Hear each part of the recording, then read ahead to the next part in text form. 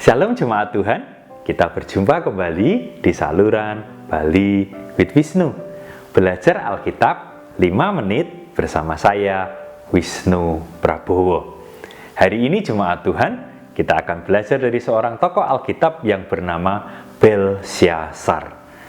Ayat firman Tuhan yang akan menjadi dasar pembelajaran kita hari ini, kita ambil dari Daniel 5 ayat yang ke-22. Demikian firman Tuhan. Tetapi tuanku Belsyazar, anaknya, tidak merendahkan diri, walaupun tuanku mengetahui semuanya ini. Jemaat Tuhan, tentang Belsyazar ini kita bisa pelajari secara khusus di kitab Daniel pasal yang ke-5. Belsyazar ini, jemaat Tuhan, adalah seorang raja di kerajaan Babel. Belsyazar memimpin Babel bersama dengan ayahnya, yaitu Raja Nebukadnezar, yang namanya adalah Nabonidus.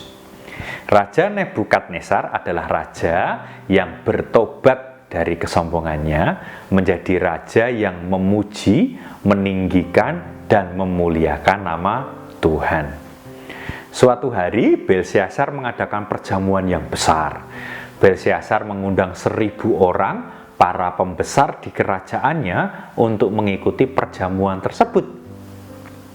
Belsyazar mabuk anggur di dalam perjamuan itu, lalu memerintahkan orang untuk mengambil perkakas emas dan perak yang diambil dari dalam bait suci di Yerusalem oleh ayahnya untuk dipakai sebagai alat minum anggur. Di tengah-tengah mabuk anggurnya itu, jemaat Tuhan, Belsyazar melihat ada jari-jari tangan manusia menulis sesuatu di dinding istana raja. Belsyazar menjadi panik dan pikirannya menjadi gelisah. Saat Belsyazar memanggil semua orang yang bijaksana untuk mengartikan tulisan tersebut, ternyata tidak ada yang bisa. Hanya Daniel saja yang bisa mengartikannya. Daniel membaca dan mengartikan tulisan tersebut. Tulisan yang dari Tuhan untuk menegur kesombongan Belsyazar dan menubuatkan kekalahan Babel dan juga kematian Belsyazar. Malam itu juga, jemaat Tuhan, Belsyazar mati terbunuh. Jemaat Tuhan, kita bisa belajar dari kehidupan Belsyazar ini. Kadangkala sebagai orang yang masih kuat, kita sering meninggikan diri dengan kekuatan dan pengetahuan kita. Alangkah baiknya, walaupun kita ini adalah orang yang kuat, berkuasa, mampu, dan pintar, kita tetap bisa rendah hati di hadapan sesama dan di hadapan Tuhan. Jemaat Tuhan, mari kita berdoa.